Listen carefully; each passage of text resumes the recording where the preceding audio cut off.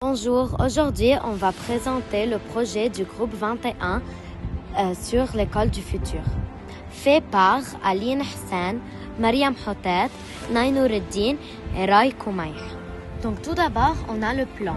Ça va commencer avec l'introduction, puis la proposition par rapport à l'école du futur, plus l'explication pour arriver aux propositions et enfin la conclusion.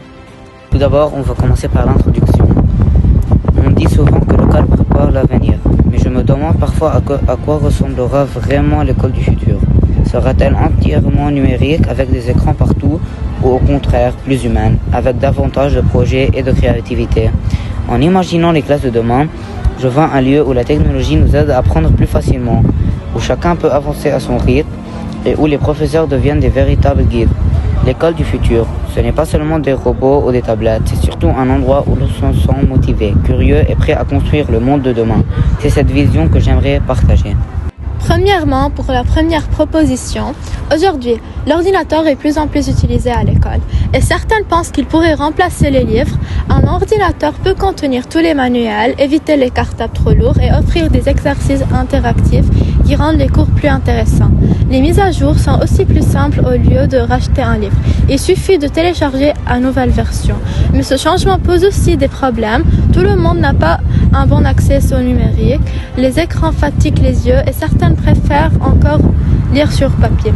Pour rendre ce remplacement possible, l'école pourrait prêter un ordinateur à chaque élève, améliorer la connexion Internet, créer des manuels faciles à lire et former des élèves comme des professeurs aux outils numériques.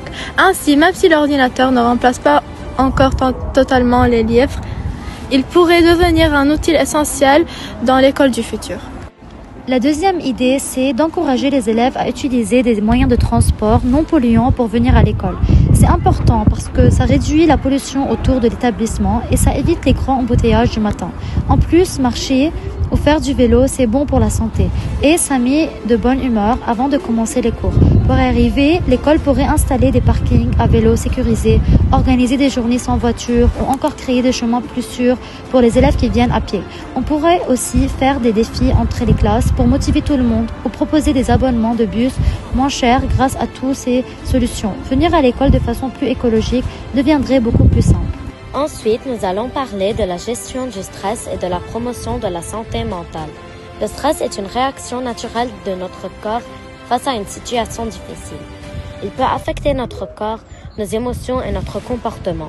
Pour mieux le gérer, plusieurs techniques existent. La respiration et la relaxation pour se calmer. L'activité physique pour libérer les tensions. Une bonne organisation du temps et le fait de garder des pensées positives. Le soutien de nos proches est aussi très important. En parallèle, pour promouvoir notre santé mentale, il est essentiel de dormir suffisamment, de bien s'alimenter et de pratiquer des loisirs qui nous font du bien. Et surtout, n'hésitez pas à demander de l'aide à un professionnel si vous en ressentez le besoin. Quatrièmement, dans l'école du futur, la cantine ne sera plus seulement un lieu pour manger, mais un espace moderne et convivial. Les menus pourront être personnalisés selon les besoins nutritionnels de chaque élève. Il y aura des options végétariennes, véganes et des plats préparés avec des produits locaux. La commande pourra se faire via une application ou une tablette, ce qui permettra de gagner du temps et de réduire le gaspillage alimentaire. Enfin, la cantine sera un espace modulable où les élèves pourront se retrouver, échanger et apprendre aussi à mieux connaître. In summary, our project shows the importance of innovation, creativity, and organization in building a better future. Each idea presented helps improve quality of life, well-being, and individual skills.